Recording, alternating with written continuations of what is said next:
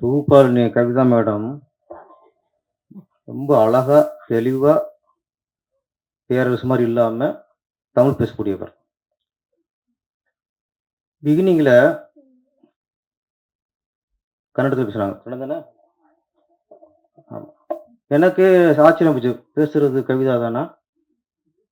இல்ல பெங்களூர் இறக்குமதியா? அப்புட்ன்ட்டு ஒரு டவுட்டு. இவ்வளோ அழகா கன்னடம் பேசுறாங்களே! இல்ல இடையில கமலஹாசன் சாருக்கு சின்ன பிரச்சனை வந்துருச்சு. அதுல பயந்து போயி கன்னடம் கத்துக்கிட்டாங்களா? ஏகப்பட்ட கேள்வி. ஆனா அதுக்கப்புறம் தமிழ்ல கொஞ்சம் பேசி, நான் தமிழச்சி தான் அப்புட்ன்ட்டு நிரூபிச்சுட்டாங்க. கதாநாயகன். நீங்க அமைதியா இருந்தாலே அழகு. பேசணும்னு அவசியமே இல்ல. அவருக்கு தமிழ்ல பேசுறதா? இங்கிலீஷ்ல பேசுறதா? இல்ல தமிழ்நாட்டுல வந்து கன்னடம் பேசுனா தப்பா போயிருமா? இத்தன கொஸ்டின். தமிழர்கள் வந்து அப்படி இல்ல. நீங்க எத பேசுனாலும் ரசிப்போம் நாங்க. கன்னடம் பேச ரசிப்போம், தெலுங்கு பேச ரசிப்போம், மலையாளம் பேச ரசிப்போம். எங்களுக்கு மொழியே பிரச்சனை இல்ல. தமிழர்கள் மாரி பெருந்தன்மையாளர் யாருமே இல்லைங்க. இங்க திறமை தான் முக்கியம் எங்களுக்கு. எங்களுக்கு பிடிக்கணும் அவ்வளோதான். ரஜினி புடிச்சு போச்சுன்னா, நாங்க சூப்பர் ஸ்டாரா கொண்டாடிருவோம். சரோஜாதேவி புடிச்சு போச்சுன்னா, கன்னட கிளீனா பட்டம் வைப்போம். நாங்க வைப்போம், தைரியம் வைப்போம். கன்னட கிளீன்ட்டு. நீ கன்னட பைங்கில அவரு தேவராஜ கட்ட வச்சிருக்காரு. அவங்களுடைய அந்த காலகட்டம்ல நம்ம சிம்ரன், புஷ்பனா கட்ட சொல்லுவோம். பானுமதி, சரோஜாதேவினா அவரு என் பட்டம்லாம் கட்ட சொல்லுவாரு. என்னடா கன்னட? கன்னட பைங்கிலி. நீங்க அங்கேயே நாங்க எங்க தமிழ் பொண்ணு நடிக்க வைக்க அனுப்புறோம். நீங்க தமிழ் பையங்களும் இங்க பட்டம் வைப்பீங்களா யாராவது? நாங்க வைப்போம்யா. வைப்போம்லண்ணே? ஆமா. கன்னட கட்டழகி. நாங்க நல்லா வைப்போம். சொல்றேன். நீங்க பயப்படக்கூடாது. ஹீரோ வந்து நீங்க நீங்க கன்னடத்திலே பேசுறீங்க அழகா. பாருங்க, நீங்க இங்கிலீஷ் பேசும்போது இங்க யாரும் கைதட்டல. ஆனா கன்னடம் பேசும்போது நாங்க எல்லாரும் கைதட்டினோம். அதான் தமிழர்கள். தமிழ் பெருமை சொல்லிட்டே போலாம். எங்களுக்கு தெரிஞ்ச விஷயம் இதுவரைக்கும் தமிழ்ல இருந்து தான் உலகத்தின் முதல் மொழி தமிழ் சொல்லிக் குடுத்துட்டாங்க எங்களுக்கு. தமிழ்ல இருந்தா தெலுங்கு போச்சு சொல்லிக் குடுத்துட்டாங்க. தமிழ்ல இருந்தா மலையாளம் உருவானதும் சொல்லிக் குடுத்துட்டாங்க. தமிழ்ல இருந்தா கன்னடம் உருவாச்சுன்னு சொல்லிக் குடுத்துட்டாங்க. இதெல்லாம் வரலாறுன்னு நாங்க நம்பிட்டு நம்புறோம். கன்னடம் வேற, தமிழ் வேறனா ஓகே. எந்த ஆர்குமெண்ட் பண்ண மாட்டாங்க. நாங்க எங்க நம்பிக்கை சொல்றோம். கன்னடத்துக்கும் தமிழ் சம்பந்தம் இல்லை. யாரும் ஆர்குமெண்ட் பண்றாங்களா யாராவது? நீங்க அப்படி ஒரு நம்பிக்கை தான் நீங்க நம்பிக்கீங்க. எங்க நம்பிக்கை இப்படி. கடவுள் ஒருத்தன் இருக்கிறாங்கிறான். ஒருத்தர் போஸ்ட் இல்லைங்கிறது. அது அவங்க நம்பிக்கை இல்லைங்கிறது. இருக்குங்கிறது இன்னொரு நம்பிக்கை.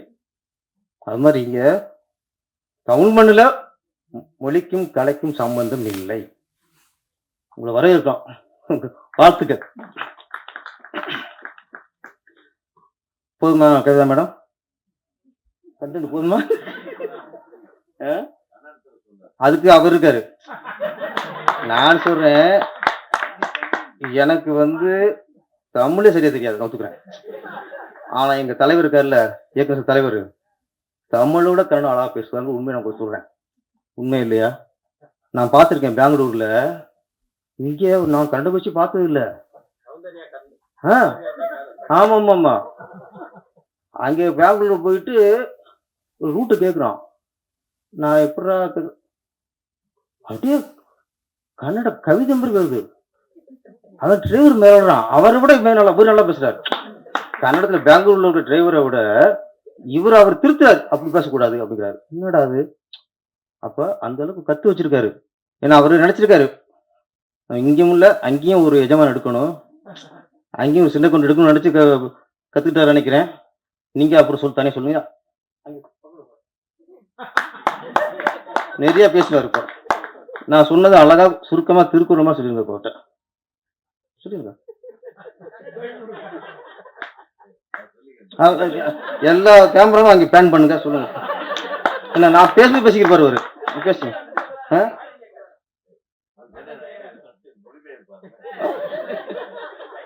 நீ ஓகே புரியுமா? இல்ல கன்னடக்காரங்க நம்ம பேசினா புரியும். நம்ம பேசினா அவங்களுக்கு புரியாது. அது வேற விஷயம்.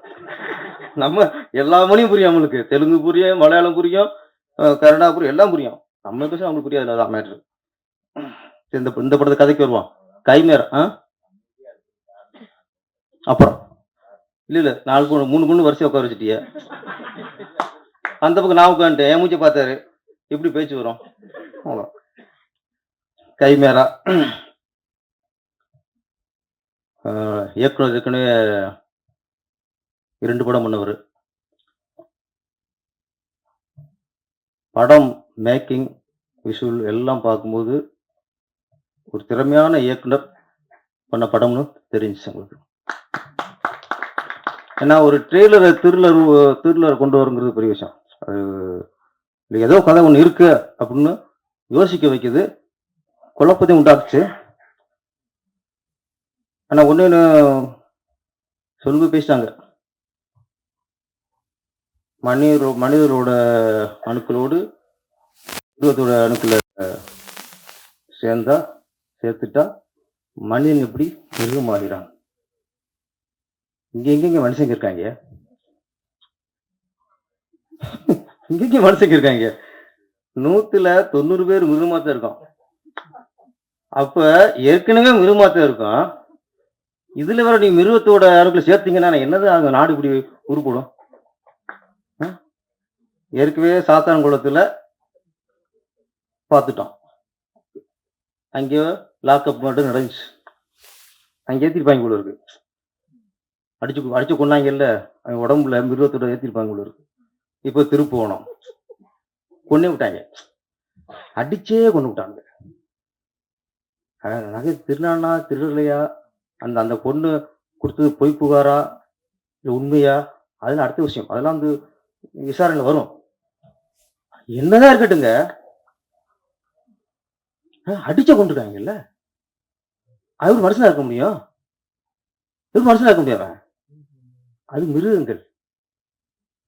அந்த மிருகத்துல போய் எப்படி மிருக அணுக்களை சேர்க்க முடியுமா? முடியாது. அது மாதிரி இந்த நிறைய பாலியல் பலாத்காரம் பண்றாங்க, கல்லூரியிலேயே பண்றாங்க. அவங்க மனுஷங்களா? அவங்க மிருகங்கள். ஏன்னா ஒண்ணு நாட்டில் பார்த்தா நிறைய மிருகத்தன்மை அதிகமாக மனுஷன்ட்டு இருக்கு. மனிதத்தன்மை ரொம்ப கம்மியா இருக்கு. இந்த கதைப்படி இவங்க சொல்றாங்க மனுஷனுக்குள்ள போய் மிருகத்தை பண்றாங்கட்டு. நான் சொல்றேன், மிருகம் உடம்பு இருக்குல்ல, மிருக உடம்புக்குள்ள இந்த மனுஷனோட அணுக்களை சேர்த்தா ஓரளவு மனுஷத்தன்மை வரலாம், நல்ல மனுஷனோட அணுக்களை. ஆனா மனுஷனோட இதுல நீங்க சேர்த்தீங்கன்னா இன்னும் மிருகமாவான். நாட்டு நடப்பு அப்படிதான் இருக்கு. அப்புறம் இந்த படம் பார்க்கும்போது யாரோ குறிப்பிட்டாங்க, பெண்கள் ஆணுக்கு நிகரா, சார் சொன்னீங்க, ஆணுக்கு நிகரான்ட்டு தண்ணி அடிக்கிறது இல்லை, தம் அடிக்கிறது இல்லை, கஞ்சா அடிக்கிறது இல்லை, இதுலதான் ஆணுக்கு நிகரா போட்டி போடுறாங்கன்ட்டு. ஒரு விஷயத்த நம்ம இங்க இன்னைக்கு நிறைய இடத்துல போதை கலாச்சாரம் அதிகமாயிருச்சு, தண்ணி அடிக்கிறது அதிகமாயிருச்சு, கஞ்சா வியாபாரம் அதிகமாயிருச்சு, கஞ்சா குடிக்கிறது அதிகமாயிருச்சு. இங்க சினிமாக்காரங்க கொஞ்சம் உஷாரா இருக்கணும். இங்க கொஞ்சம் பொறுப்பாகவும் இருக்கணும், உஷாராகவும் இருக்கணும். ஏன்னா நாட்டில் எத்தனையோ பேர் தண்ணி அடிச்சுட்டு தெருவில் எடுக்கிறான், தண்ணி அடிச்சுட்டு கூத்து அடிக்கிறான், தண்ணி அடிச்சு அவ்வளோ அநியாயம் பண்ணிக்கிட்டு இருக்கான். அது செய்யத்தான் போயிடும்.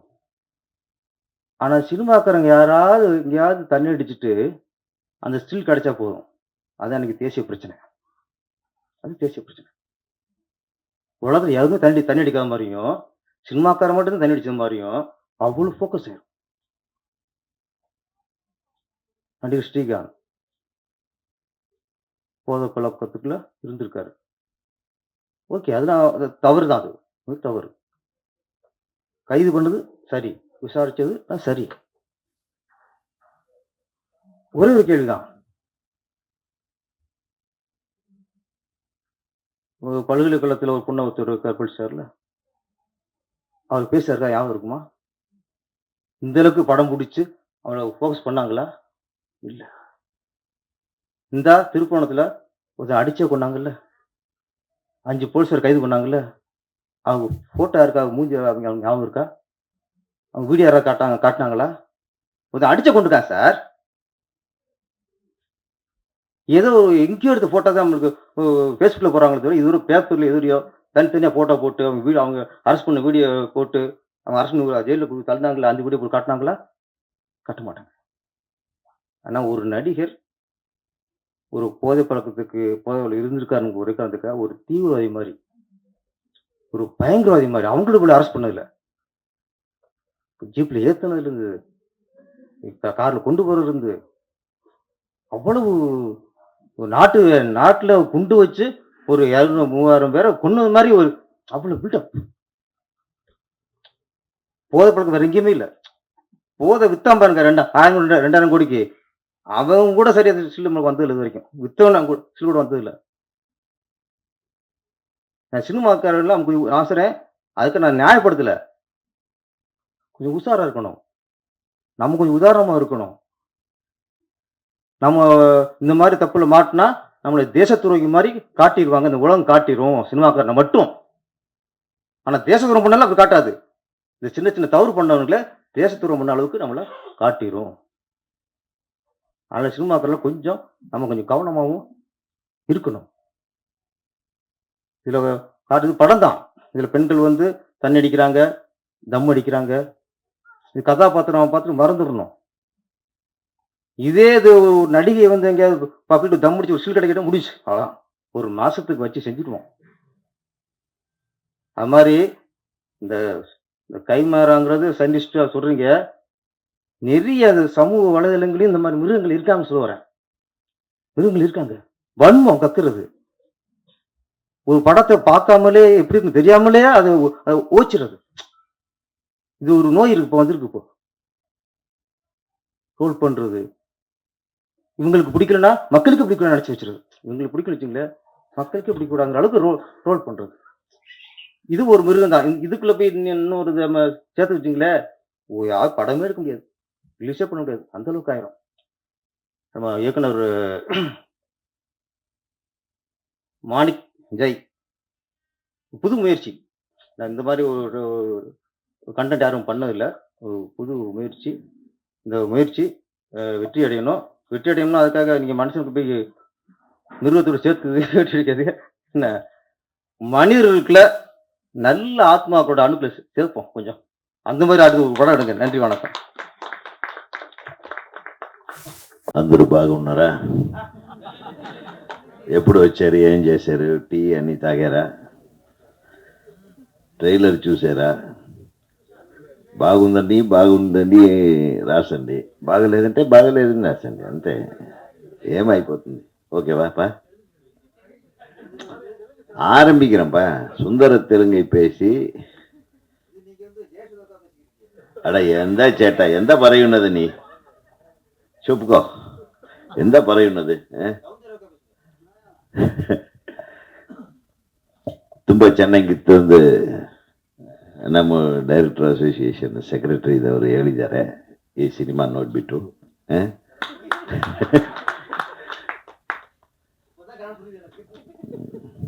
அதாவது மொழி ஒரு பிரச்சனையே இல்லை. எனக்கு தெரிய நான் வந்து ஜெமினி ஸ்டுடியோவில் வேலை செஞ்சிட்டு இருந்தேன் கொஞ்ச நாள். அந்த ஜெமினி ஸ்டுடியோவில் வேலை செஞ்சிட்டு இருக்கும்போது ஒரு நிகழ்வு. கன்னட இண்டஸ்ட்ரி 50வது ஆண்டு விழா, கன்னட சினிமாவோட 50th இயர் செலிப்ரேஷன். அதுக்கு ஜெமினியிலிருந்து யாராச்சும் ரெப்ரசன்டேட்டிவ்ஸ் போகணும்னு என்னையும் என்னுடைய நண்பர் இயக்குனர் ராஜா ரவி அவர்களையும் அனுப்பி வச்சாங்க ஜெமினியிலிருந்து. நம்ம வந்து ஒரு நல்ல ஒரு இம்பார்ட்டன்ட் சீட்டு கொடுத்தாங்க. அப்போல்லாம் நான் டைரக்டர் ஆகலை. அப்போ போய் உட்கார்ந்துட்டு இருக்கும்போது யாருப்பா அந்த ஃபங்க்ஷனுக்கு வர்றாங்கன்னு பார்த்தா ராஜ்குமார் சார் வர்றாரு. அப்போ வந்து சிஎம், அது பேர் நல்ல பேர் மறந்துட்டேன் நான், கன்னட சிஎம், கர்நாடகா சிஎம் பங்காரப்பாக்கு முன்னாடி இருந்தார் அவர். ஹெக்டே, ராமகிருஷ்ண ஹெக்டே. ஆமாம். ஹெக்டே சிஎம், அப்புறம் சவுகர் ஜானகி அம்மா, அதுக்கப்புறம் வாணிஸ்ரீ, அப்புறம் ஆர்த்தி, விஷ்ணுவர்தன், அப்புறம் அந்த அந்த பட்டாளம் ஃபுல்லாக, அதோடு சேர்த்து நம்ம சூப்பர் ஸ்டார் ரஜினிகாந்த் எல்லாரும் மேடையில் இருக்காங்க. அங்கே வந்து பார்த்தேன் நான், இந்த மொழி பிரச்சனை வரும்போது எப்படி அதை ஹேண்டில் பண்ணாங்க அப்படின்றது நான் கண்ணாட பார்த்தேன். ஒவ்வொருத்தரும் பேசும்போது எல்லாம் கன்னடத்தில் பேசினாங்க. ஹெகடே பேசினார், மற்ற கன்னட நடிகர்கள்லாம் பேசினாங்க. அதுக்கப்புறம் ஃபைனலாக ராஜ்குமார் சார் பேசுறதுக்காக வெயிட்டிங். ரஜினி சார் பேசலை, அதுக்கு முன்னாடி இந்த அம்மா பேசுகிறாங்க. யார்? சவுகார் ஜானகி அம்மா வந்து அவங்க அழகாக கன்னடத்தில் ஆரம்பித்து தமிழில் பேச ஆரம்பித்தாங்க. ஒரே சவுண்டு விட்டாங்க. ஏய் நில்சு, ஏன் நீ தமிழில் மாத்தாடு, கன்னடத்தில் மாத்தாடு. பயங்கர ரகலை விட்டு அந்த அம்மாவை பேச உள்ள நிறுத்திட்டாங்க. அதுக்கு முன்னாடி சரோஜா தேவி பேசினாங்க. சரோஜா தேவி பேசி முடிக்கும் போது, எனக்கு ஜாஸ்தி வாய்ப்பு கொடுத்தது எனக்கு தமிழ் இண்டஸ்ட்ரி தான் அப்படின்னு சொன்னாங்க. அப்புறம் தான் இந்த சத்தம் ஆரம்பிச்சிட்டாங்க. இது வந்து மொழியை வந்து எதற்கு பயன்படுத்துகிறோன்றது தான். எந்த உணர்வை தூண்டுவதற்கு மொழியை பயன்படுத்துகிறோம். அந்த இடத்துல பெரிய ரகலை ஆயிடுச்சு. அந்த உணர்வை தூண்டி விட்டுட்டாங்க ஜனங்க. அப்படி இப்படி ராஜ்குமார் சார் வந்து நில்லுங்கன்றார். அவர் கையாட்டின உடனே கத்திரி நில்லு. அவரு கன்னடத்தில் பாட்டு பாடி அப்படின்றாங்க. அதெல்லாம் பாட்டு பாட முடியாது, நம்ம கூப்பிட்டுருக்கோம் தமிழ் ஆளுகளையும் சரி, எல்லா லாங்குவேஜ்லேருந்தையும் எல்லாத்தையும் நம்ம கூப்பிட்டுருக்கோம். நம்ம அவங்கள மதிக்கணும். அதே மாதிரி தான் நம்மளை அவங்க மதிக்கிறாங்க. அடுத்து ரஜினிகாந்த் அவர் மாத்தாಡ್ತಾ ಇದ್ದಾರೆ அப்படின்ட்டார். எனக்கு உங்களுக்கெல்லாம் ரஜினி சார், நிறைய பேர்த்துக்கு ரஜினி சாரை பிடிக்கும், சில பேர்த்துக்கு பிடிக்காது, சில பேர் கமல் சாரை பிடிக்கும், அதெல்லாம் வேற விஷயம். என்னை வியக்க வைத்த ஒரு மனிதர். அப்போ பெரிய ரஜினி சார் ஃபேன் இல்லை. அப்போ ரஜினி சார் படம்னா விரும்பி பார்ப்பேன். அப்போல்லாம் நம்மளாம் சிவாஜி ஃபேன் தான். நான் ரஜினி சார் இன்னைக்கு பேசின ஒரு ஸ்பீச் இருக்கு பாருங்க, எக்ஸ்ட்ராடினரி ஸ்பீச். அது அவரே ஞாபகம் வச்சிருக்காருன்னு தெரியாது எனக்கு. நான் என் மனசுல செம்ம கிளாப்ஸ். அவர் என்ன பேசியிருப்பாருன்னு நினைக்கிறீங்க? நான் சொல்றேன். கன்னடத்தில் பேசினார். கன்னடத்தில் பேசும்போது சொன்னார், நான் வந்து இங்கே கண்டக்டரா. அவருடைய கதையை சொன்னார். தேவர் ராஜ்குமார் என்னது அவர் என்ன கூப்பிட்டு, டேய் நீ எல்லாம் கருப்பாக இருக்க, நீ எல்லாம் நடிகனாக முடியாது, போடா வேற ஏதாச்சும் வேலை பாடுறன்னு துரத்தி விட்டார் என்ன அப்படின்னார். கன்னடத்தில் சொன்னார். ஆனால் என்னை கூப்பிட்டு நடிக்க வச்ச ஒரே ஆளு பாலச்சந்தர் சார் தானே அப்படின்னா. எல்லாம் அமைதி ஆயிட்டாங்க. ஒரு விஷயத்தை மட்டும் சொல்றேன், லாங்குவேஜ்ங்கிறது நம்ம நினைக்கிறத அடுத்தவங்களுக்கு கம்யூனிகேட் பண்ற ஒரு கம்யூனிகேஷன் இன்ஸ்ட்ருமெண்ட். நான் என்ன நினைக்கிறேன்றது உங்கள்கிட்ட சொல்றதுக்காக பயன்படுத்தக்கூடிய ஒரு டூல், அதுதான் மொழி. அதை தெய்வமா நினைச்சு கொண்டாடாதீங்கன்னாரு. மொழி என்பது ஒரு கம்யூனிகேஷன் மீடியா. அது எந்த மொழியா வேணாலும் இருக்கலாம். நான் சொல்றத நீ புரிஞ்சுக்கிட்டீங்கன்னா அது ஒரு மொழி. அது தமிழ்ல சொல்லி தமிழ்ல புரிஞ்சுக்கலாம், கன்னடத்துல சொல்லி கன்னடத்துல. இதை வந்து ஒரு தெய்வமா கொண்டாடி அதை ஒரு அபின் மாதிரி சாப்பிட்டு மொழி வெறி வந்து இது பண்ணணும்னு அவசியமே இல்லை அப்படின்னு பேசினார். ஆக உங்களுக்கு கன்னடம் எந்த அளவுக்கு உயர்ந்ததோ அதே மாதிரி நார்த்தில் ஹிந்தி பேசுகிற மக்களுக்கு ஹிந்தி பெருசு, தமிழ்நாட்டில் தமிழ் மொழி பெருசு அப்படின்னு அழகா பேசி எல்லாத்தையும் அமைதிப்படுத்தினார். மிகப்பெரிய விஷயமா இருந்தது. இது எதுக்கு சொல்ல வரேன்னா, மொழியை ரொம்ப டீப்பா எடுத்துக்கிட்டு நம்ம சண்டை போட்டுக்க வேண்டியதில்லை. மொழியும் மீறின ஒரு உணர்வு தான் கலை. இந்த கலைக்கு, அதுவும் குறிப்பா திரைப்பட கலைக்கு, மொழி ஒரு இடைஞ்சலாகவோ ஒரு தடங்கலாகவோ ஒரு பிரச்சனையாகவோ இருக்கக்கூடாது. அது இருக்கல. 4 மொழி படங்களும், தமிழ், தெலுங்கு, மலையாளம், கன்னடம், 4 மொழி படங்களும் எடுத்த ஊர் தான் இந்த சென்னை. அதனாலதான் நம்ம எல்லா மொழிகளையும் சென்னைக்காரங்க மதிக்கிறோம். தமிழ்நாடு மதிக்கிறது. 4 மொழிகளையும் வளர்த்த பெருமை தமிழ் மொழிக்கு உண்டு. நம்ம தம்பி சொன்ன மாதிரி அது எதிலிருந்து எது வந்ததுன்றது இல்லை. 5, 6 நிறைய இருக்கு, அது சொல்லலாம். பட் நான் உதாரணத்துக்கு சொல்றேன். சினிமா துறையை பொறுத்தவரையிலும் ஒரு செட்டில் கன்னடத்தில் பேசுவாங்க, அதே செட்டு காலியாகும், அதுக்குள்ள தமிழ் நடிகர்கள் போய் அதே படத்தில் நடிப்பாங்க. அது தமிழ் மாற்றம். எத்தனை படங்கள் அந்த மாதிரி. ஒவ்வொரு செட்டு இங்க ராமராவ், அங்க எம்ஜிஆர், இந்த பக்கம் சிவாஜி சார், இந்த பக்கம் ராஜகுமார், அந்த பக்கம் விஷ்ணுவர்தன், எல்லாரும் ஒன்னா கூடி கும்மி அடிச்சு எவ்வளவு அழகா இருந்ததுயா நம்ம சினிமா. இன்னைக்கு நம்ம பார்க்குறோம் எல்லாமே சினிமாவே எங்க ஒரு கேரவனுக்குள்ள போய் ஒழிஞ்சிருச்சு. ஒரு கேரவனோட முடிஞ்சு போகுது ஒரு ஒரு ஒரு கலைஞனுடைய வாழ்க்கை. அப்படின்னா எவ்வளவு கேவலமா இருக்கு பாருங்க. முதல்ல அதுல இருந்து மீட்டெடுப்போம். கேரவனுக்குள்ள இருந்து இந்த சினிமாவை மீட்டெடுத்தாவே நமக்கு பெரிய சக்சஸ் வந்துடும். வந்த உடனே எனக்கு ரொம்ப சந்தோஷமா இருந்தது. நம்ம செயலாளர் எப்பவுமே டைம்ல வந்துடுவாரு. நான் கொஞ்சம் லேட்டா வந்தாதான் தலைவருக்கு கெத்து அப்படிங்கிறதுக்காக எல்லாம் லேட்டா வரல.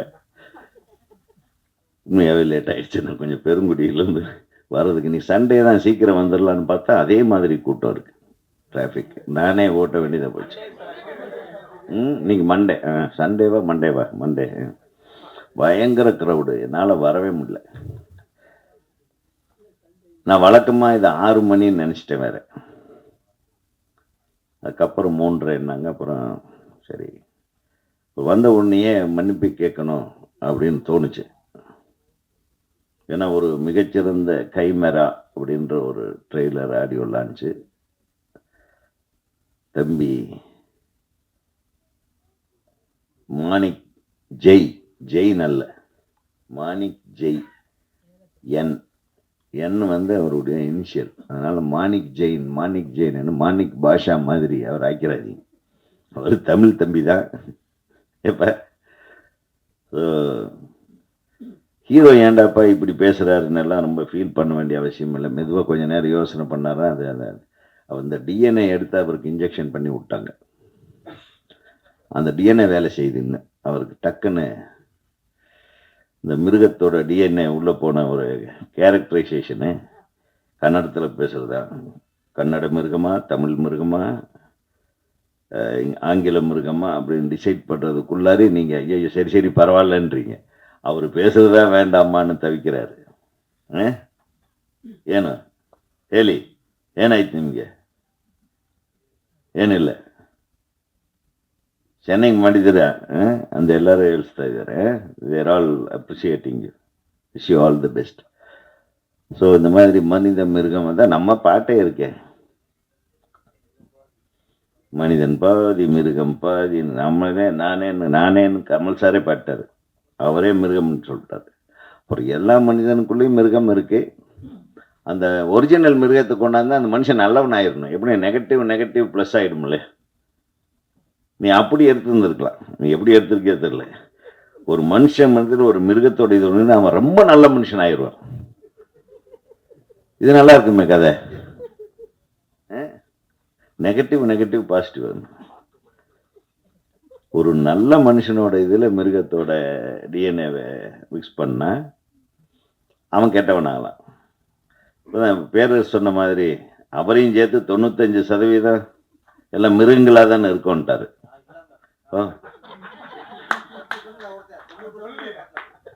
சரி, நான் அதில் எதில் இருக்கேன்? 90 இருக்கிறேன். ஸோ ஆக அந்த டிஎன்ஏ எப்படி வேணாலும் வேலை செய்யும், நல்லாவும் வேலை செய்யும், தப்பாகவும் வேலை செய்யும். ஏன்னா டிஎன்ஏக்குள்ளே போய் டிஎன்ஏவை சேஞ்ச் பண்ணுறதுமா, டிஎன்ஏவை வச்சு சேஞ்ச் பண்ணலாம். டிஎன்ஏவோட கேரக்டரை சேஞ்ச் பண்ணுறது தான் வந்து அந்த டெக்னாலஜிக்கு பேர் வந்து என்ன சொல்லுவாங்க, மரபியல் மாற்றம். மரபியல் மாற்றத்தை மரபணு இல்லை, மரபு அணுவை எடுத்து மரபு அணுவையே மாற்றம் பண்ணது, மரபு அணுவை சேஞ்ச் பண்ணுறது. அப்படி வந்தது தான் இந்த இந்த இந்த ஹைபிரிட் விதைகள் எல்லாம். அதெல்லாம் நல்ல விஷயத்துக்கு பயன்படுத்துகிறாங்க. இது வந்து இந்த மிருகத்துக்கிட்ட இருந்த இந்த மரபணுவை எடுத்து இதுக்குள்ளே விட்டு ஏதோ பண்ணியிருக்கீங்க. அதில் மாட்டிட்டு இந்த பிள்ளைங்க எல்லாம் அவஸ்தைப்படுறாங்க போல இருக்கு படத்தில். நல்ல அழகான பிள்ளையை கூப்பிட்டு வந்து இந்த மிருகத்துக்கிட்ட விட்டு அவன் நல்லவனை மிருகமாக்கி கசாப்பு கடை மாதிரி. ஆக மொத்தம் இந்த படம் ரொம்ப சுறுசுறுப்பாக இந்த ட்ரெய்லர் பார்க்கும்போது பெரிய இம்பேக்ட் கிரியேட் பண்ணியிருக்குன்னு எல்லோரும் ஃபீல் பண்ணேன். நான் உட்காந்து பேசும்போது செயலாளர் சொன்னார், மீரா கதிரவன் அவர்களும் சொன்னார். நான் அதெல்லாம் உண்மையிலுமே பாராட்டுறேன் தம்பி. ஆக மொத்தம் எது எப்படியோ சின்ன படங்கள் எல்லாம் ஓடணும். இந்த மாதிரி முயற்சி எடுக்கிற படங்கள், ஒரு படத்தை எடுத்துட்டு ஒரு மனுஷன், ஒரு டைரக்டர் எவ்வளவு கஷ்டப்பட்டான்னு, கிட்டத்தட்ட 2.5 வருஷ காலம் கஷ்டப்பட்டிருக்கான் மீரா கதிரவன் அவர் எடுத்த படத்தை வச்சு. அவ்வளவு போராட்டம் சாதாரண விஷயம் இல்லை. ஒரு படம் பண்ணுறதுன்றது, நீ படம் பண்ணி முடிச்சிருது ஈஸி, அதை கொண்டாந்து வியாபாரமாக்கி இந்த போட்ட காசை எடுத்து ப்ரொடியூசருக்கு கொடுக்கணும்னு நினைக்கிறத, செலவு பண்ண காசை பிடிக்கணுங்கிறது நினைக்கிறத ரொம்ப கஷ்டம். கடந்த வாரம் எத்தனை படம் ரிலீஸ் ஆச்சு நீங்கள் எல்லாம் பார்த்து அப்படியே உங்களுடைய இதுங்களெல்லாம் நான் பார்த்தேன். ஒவ்வொருத்தரும் விதவிதமாக விமர்சனங்கள் பண்ணியிருந்தீங்க. மிரட்டலாம், என்ன ட்ரோலிங்கு, பயமாக இருக்குது. இப்போ சினிமாவில் நம்ம இப்போ இனிமேல்லாம் நம்ம இந்த மாதிரி ஃபங்க்ஷனுக்கு வர்றதுக்கே பயமாக இருக்குது. வச்சு செஞ்சிருவீங்க போல இருக்கு. நல்லது சொன்னாலும் தப்பாக எழுதுறீங்க, தப்பாக சொன்னாலும் தப்பாக எழுதுறீங்க. என்ன தான் சொல்கிறதுன்னு தெரில. நான் உண்மையிலும் பெரும்பாலும் நான் ரொம்ப குறைச்சிக்கிட்டேன். பொய் சொல்லிடுது, நான் ஊரில் இல்லைங்கன்னு. அது பெட்ரு. நம்மளை மாத்துறீங்க பார்த்தீங்களா, நம்ம நண்பர்கள் நீங்கள் தான். இந்த ட்ரோல் பண்ணி கடந்த வாரம் வந்த படங்கள் எல்லாம், விமர்சனங்கள் எல்லாம் பார்த்தேன். நல்லா இருந்தது. அருண் பாண்டியன் ஒரு பொண்ணு நடித்த படம் மிக சிறப்பாக இருந்தது, நான் பார்த்தேன்.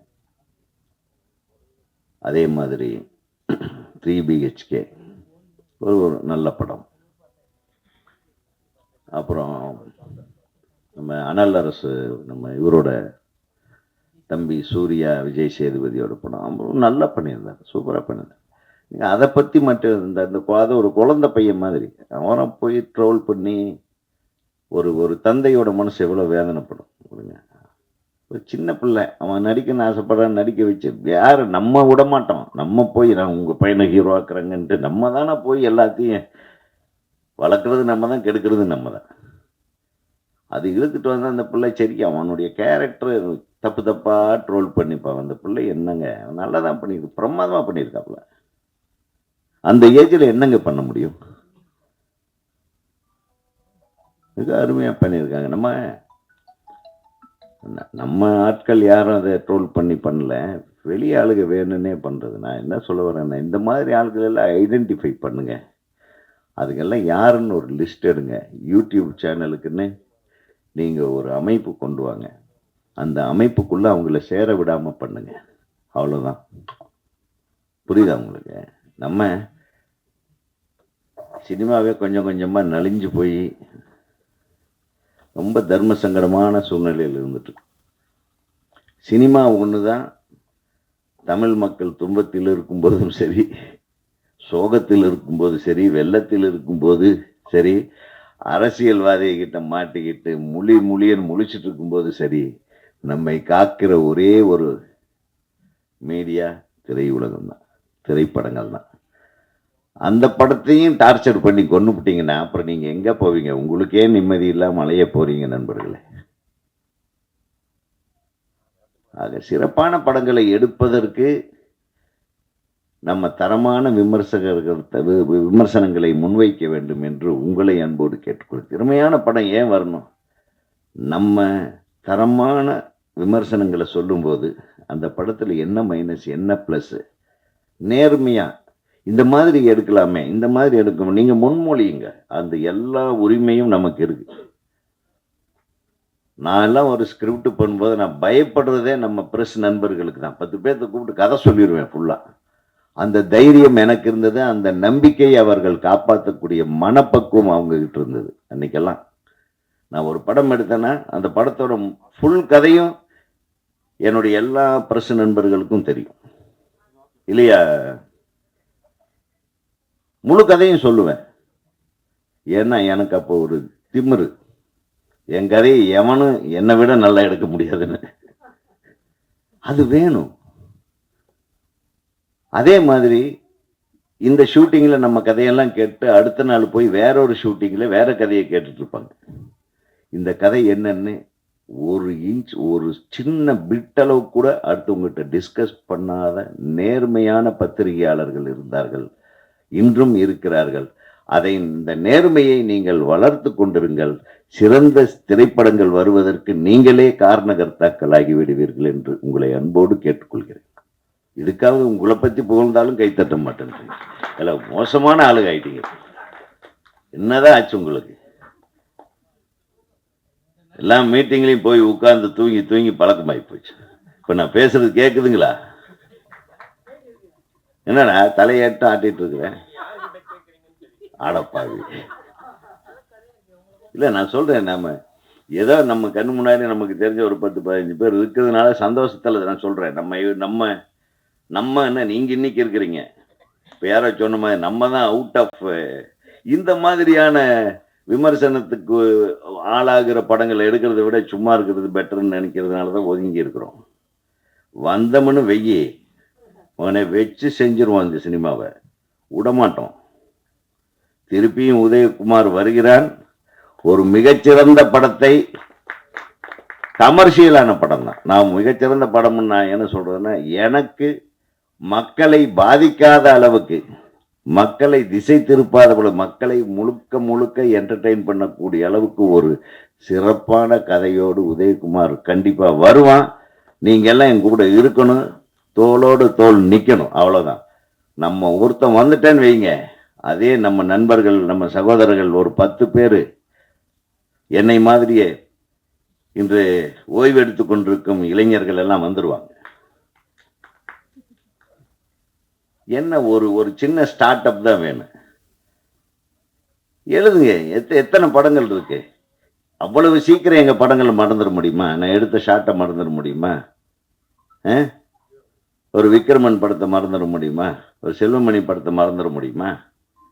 ஆபாவானன் படத்தை மறந்துட முடியாம? சொல்லுங்க, எழுதுங்க. நம்ம எல்லாம் எப்படி படம் எடுத்தோம், இப்படி எப்படி எடுக்கிறேன். இப்போ வர்ற இளைஞர்கள்ட்ட எனக்கு மிகப்பெரிய